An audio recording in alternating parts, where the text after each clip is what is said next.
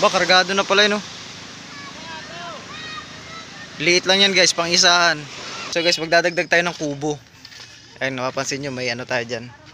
Kukulamber.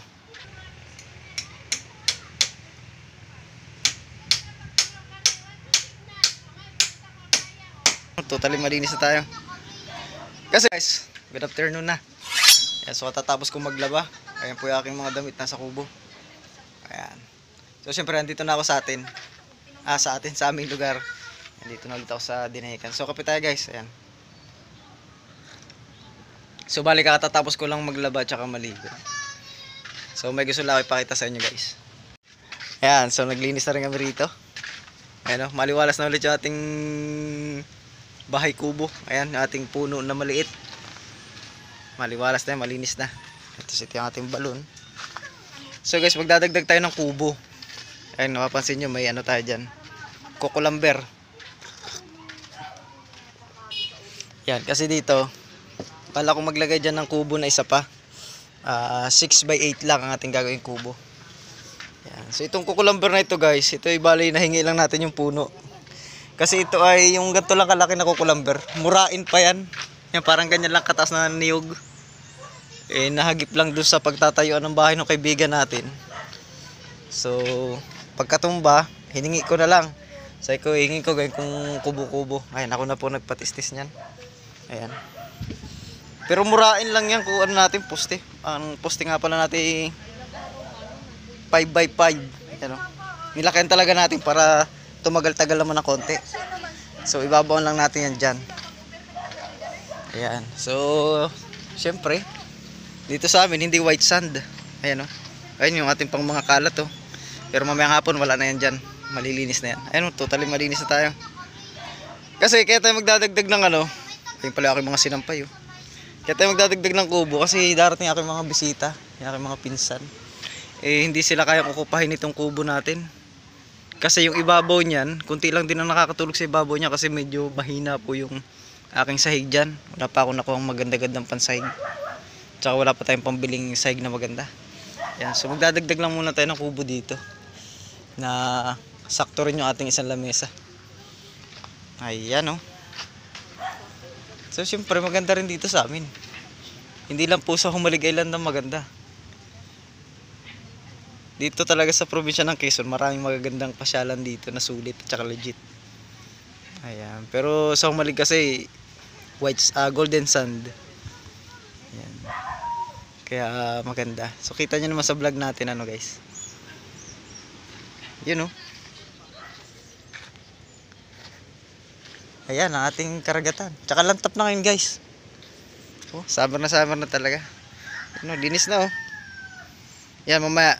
Mga ano na lang yan. Mga tawag dito mga dahon-dahon na lang yan natira dyan. Yung mga nalinis natin. Ayan, gusto ko lang ipakita sa inyo na dumating na ako rito ulit sa atin. At napanood nyo naman sa mga past vlog natin, tayo nasa Humalig Island. So gawa muna ako ng kubo guys. Yun guys, so naitayo ko na yung 4 na poste. Yan o. Yan po yung 4 na poste na ating kubo. Yan, so bali yan po ay 6x6 lang ang naging sukat natin. Kasi pag ginawa ating 6x8 hanggang dito siya o. So medyo matatabunan tong ating kubo na malaki.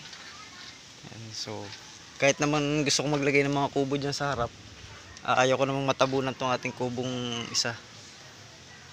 Kasi para maganda pa rin po tingnan. Ayan, kaya 6x6 lang siya. Ang gagawin natin trimline guys.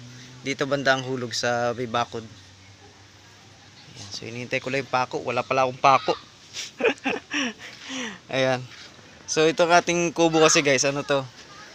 Design natin dito is ano lang, yung probinsya. Ayan, lagi na itong nakikita ng mga subscriber ko, ito aking lutuan. Ayan, di uling, di kahoy, tsaka ihawan. Ayan, so marami tayong kahoy dyan na panggatong. Ayan. Pero may lababo siya guys tsaka may CR ito.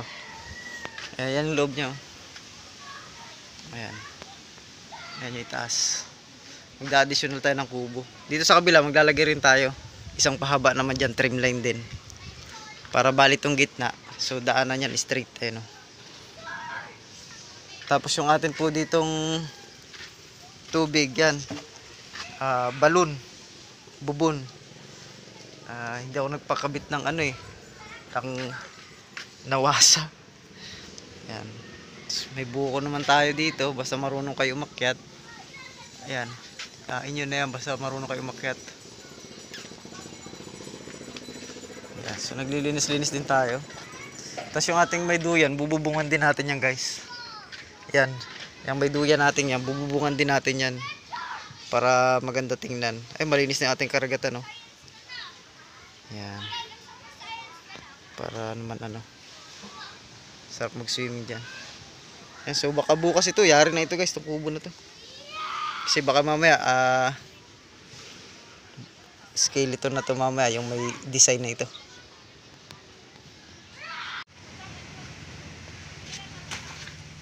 Ayan guys, so nagpapako na tayo ng mga trusses. So itong ating kubo, ano ito, trim line lang. Ayan, yung parang ano, garahe lang siya.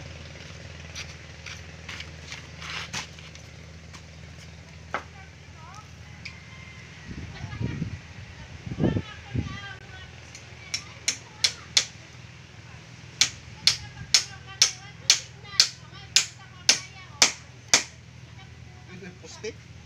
Ano, tira tayo ng tira tagilid.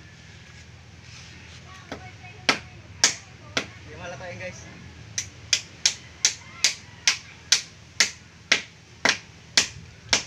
Yan. Tukulamber lang guys, tukulamber.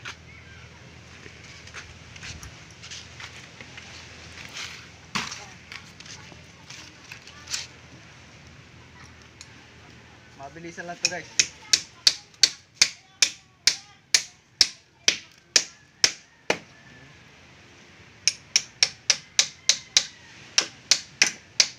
Baba.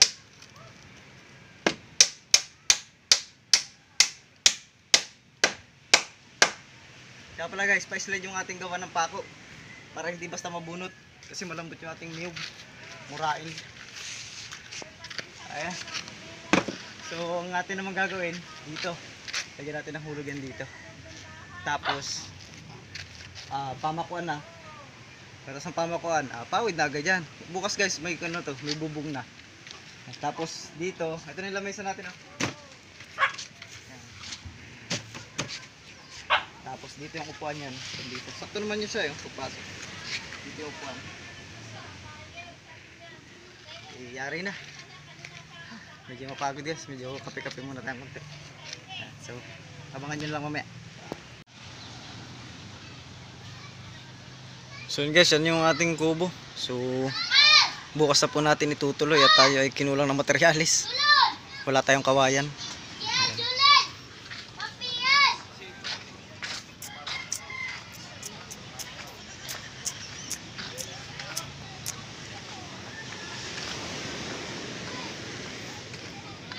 Tambay tayo sa tabing dagat.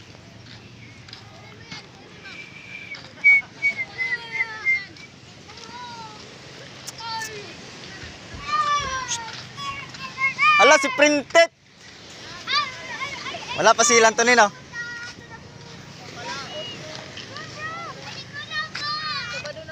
Sabado. Tagal pa yun, baka ano pa yan. Sasakto nyo ng Miyerkules. Ayun. Ayun guys, ngayon na ulit na nakatambay dito sa playa natin. Tayo galing Humalig Island. Ayan. So, black sand naman yung may papakita ko sa inyo. Ayan. So, dito naman taga sa Quezon guys. Lahat dito, magaganda naman dito talaga ang mga paliguan. Kaya lang, kaibahan nga lang sa isla guys, white sand talaga. Tapos sa Humalig naman, golden sand. Ba, kargado na pala yun, no? Liit lang yan guys, pang isahan. Dayo ng Subic yan, Subic Pacific Ocean yan.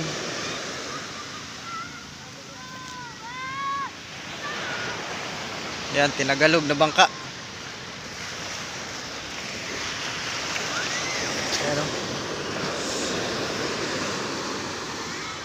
Ayan, oh, ganda ng alon, sarap. Alam nyo guys, tagal natin sa Humalig, di ako nakaligo ng dagat doon. Iya. Busy tayo, trabaho kasi tagang ating pinunta doon eh. Tsaka puro overtime tayo. Kaya ginagabi tayo sa pagtapos ng trabaho.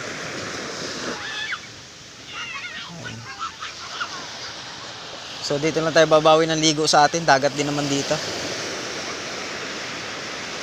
Ayan, so paano guys, yung ating kubong karagdagan, ano yun, sana bukas matapos ko na kasi may bisita na ako, yung mga pinsan ko. So kayo rin, kung gusto nyong pumunta dito, punta lang kayo guys dito sa amin. Welcome naman kayo dyan sa ating bahay kubo dito sa tabing dagat. Basta gusto nyong pumunta, mag-PM lang kayo. Mas mabilis nyo ako makontak guys sa ating Facebook page. Yan, pasyalan yung Raps TV Vlog ng Facebook page. Yan, doon po kayo mag-message. Pag gusto nyo lang pumunta dito sa amin ha. Psst, musit masisira yan, mababali. Yan. Gusto ibaba kayo dyan, makita ko na may-ari. Ayan. Mas kung gusto nyo pumunta rito sa amin. Yan, welcome naman dito lahat ng subscriber ko. Ayan. So chat lang kayo ha guys, para kasi minsan wala ako dito.